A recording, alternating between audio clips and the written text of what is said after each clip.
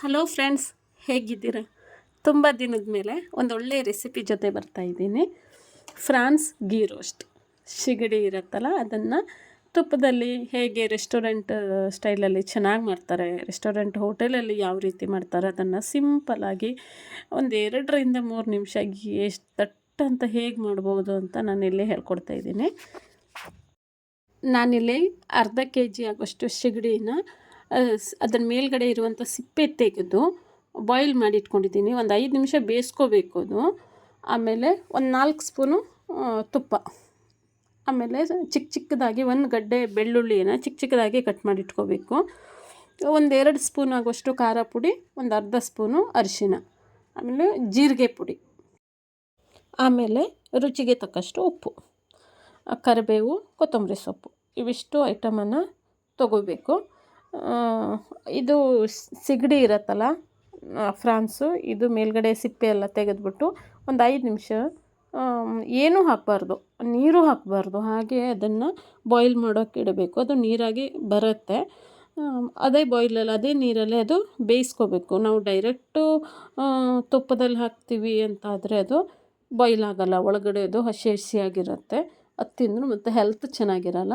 Already ನಾವು ಒಂದು ಸರಿ ಇದನ್ನು ಒಂದು 5 ನಿಮಿಷ ಬಾಯ್ಲ್ ಮಾಡ್ಕೊಬಿಟ್ರೆ ನಮ್ಗೆ 2 ನಿಮಿಷದಲ್ಲಿ ಗೀ ರೋಸ್ಟ್ ರೆಡಿ ಆಗಿಬಿಡತ್ತೆ ನಮಗೆ. ಆಮೇಲೆ ತುಪ್ಪವನ್ನು ಹಾಕ್ಕೋಬೇಕು. ಅದಕ್ಕೆ ಕಟ್ ಮಾಡಿರುವಂತಹ ಬೆಳ್ಳುಳ್ಳಿ, ಶುಂಠಿ ಪೇಸ್ಟ್ ಹಾಕ್ಬಿಟ್ಟು, ಆಮೇಲೆ ಕರಿಬೇವು ಹಾಕ್ಬಿಟ್ಟು ಫ್ರೈ ಮಾಡಬೇಕು. ಬೆಳ್ಳುಳ್ಳಿ ಸ್ವಲ್ಪ ಕೆಂಪದಾಗಿ ಫ್ರೈ ಆಗುತ್ತನ ನಾವು ತುಪ್ಪದಲ್ಲಿ ಅದನ್ನು ಫ್ರೈ ಮಾಡ್ತಾನೆ ಇರಬೇಕು. ತುಂಬ ಚೆನ್ನಾಗಿರುತ್ತೆ. ಸೇಮ್ ರೆಸ್ಟೋರೆಂಟಲ್ಲಿ ಯಾವ ರೀತಿ ಕೊಡ್ತಾರೋ ಅದೇ ಥರ ಇರುತ್ತೆ. ನಾವು ಸಿಂಪಲಾಗಿ ಮಾಡ್ಕೋಬಹುದು. ಇದಕ್ಕೆ ನೀವು ಒಂದು 10ರಿಂದ 20 ರೂಪಾಯಿನ ಒಂದು ಸಣ್ಣ ಪ್ಯಾಕೆಟ್ ತುಪ್ಪ ತಂದ್ಕೊಂಡ್ರು ಸಾಕಾಗತ್ತೆ. ಆಮೇಲೆ ಈ ತುಪ್ಪ ಇರುತ್ತಲ್ಲ, ಇದನ್ನು ಮಾತ್ರ ನಾವು ಮಿಡ್ಲಲ್ಲಿ ಇಟ್ಕೊಂಡು ಇರುವಂಥ ಈ ಸೈಡಲ್ಲಿ ಬೆಳ್ಳುಳ್ಳಿ ಎಲ್ಲ ಸೈಡ್ ಮಾಡಿಟ್ಕೊಂಡ್ರೆ ನಮಗೆ ಮತ್ತು ಖಾರ ಪುಡಿ ಎಲ್ಲ ಅದರೊಳಗೆ ಫ್ರೈ ಮಾಡ್ಕೊಳಕ್ಕಾಗತ್ತೆ. ಈ ಥರ ನಾನು ಯಾವ ರೀತಿ ಮಾಡ್ತಾಯಿದ್ದೀನಲ್ಲ, ಈ ಥರ ಮಾಡ್ಕೊಬಿಡ್ರಿ. ಅರಿಶಿನ, ಖಾರ ಪುಡಿ ಎರಡನ್ನೂ ಚೆನ್ನಾಗಿ ತುಪ್ಪದಲ್ಲಿ ಫ್ರೈ ಮಾಡ್ಕೋಬೇಕು. ಸ್ಲೋ ಇಟ್ಕೋಬೇಕು ಉರಿನ. ಈ ಥರ ನಿಧಾನವಾಗಿ ಫ್ರೈ ಮಾಡಬೇಕು. ಆಮೇಲೆ ರುಚಿಗೆ ಎಷ್ಟು ಬೇಕೋ ಅಷ್ಟು ಉಪ್ಪನ್ನು ಸೇರಿಸ್ಕೊಂಡು ಚೆನ್ನಾಗಿ ಮಿಕ್ಸ್ ಮಾಡಬೇಕು.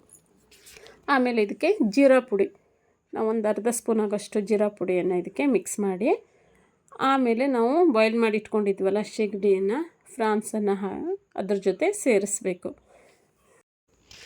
ಫ್ರಾನ್ಸಿಗೆ ಖಾರ ಎಲ್ಲ ಅಂಟ್ಕೊಳ್ಳೋ ಥರ ನಾವು ಒಂದು 2 ಸೆಕೆಂಡು ನೀಟಾಗಿ ಮಿಕ್ಸ್ ಮಾಡಬೇಕು. ಅದನ್ನು ಎಲ್ಲ ಸೈಡಲ್ಲಿ ಎತ್ತಿಟ್ಟಂಥ ಕರಿಬೇವು, ಬೆಳ್ಳುಳ್ಳಿ ಎಲ್ಲರ ಜೊತೆ ಇದು ನೀಟಾಗಿ ಮಿಕ್ಸ್ ಆಗಬೇಕು.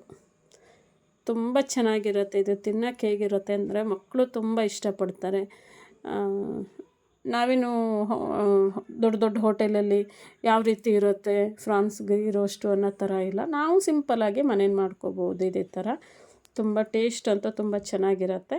ಇದೇ ನೀವು ಗೀ ರೋಸ್ಟ್ ಮಾಡದೇ ಇದ್ದರೂ ಮಾಮೂಲಿ ನಾವು ಅಡುಗೆ ಎಣ್ಣೆ ಯೂಸ್ ಮಾಡ್ತೀವಲ್ಲ, ಅದನ್ನು ಹಾಕ್ಬಿಟ್ಟು ಸೇಮ್ ಇದೇ ಥರ ಮಾಡಬೇಕು. ಚೇಂಜಸ್ ಏನಿಲ್ಲ, ಸ್ವಲ್ಪ ಫ್ಲೇವರಲ್ಲಿ ಚೇಂಜಸ್ ಇರತ್ತಷ್ಟೇ, ಟೇಸ್ಟ್ ಒಂದೇ ಥರ ಇರುತ್ತೆ. ಈ ರೀತಿ ಮಾಡಿದರೆ ಫ್ರಾನ್ಸ್ ಗೀ ರೋಸ್ಟ್ ರೆಡಿಯಾಗಿರುತ್ತೆ. ಲಾಸ್ಟಲ್ಲಿ ಕೊತ್ತಂಬರಿ ಸೊಪ್ಪು ಹಾಕಿಬಿಟ್ಟು ಮಿಕ್ಸ್ ಮಾಡಿದರೆ ಫ್ರಾನ್ಸ್ ಗೀ ರೋಸ್ಟ್ ರೆಡಿ.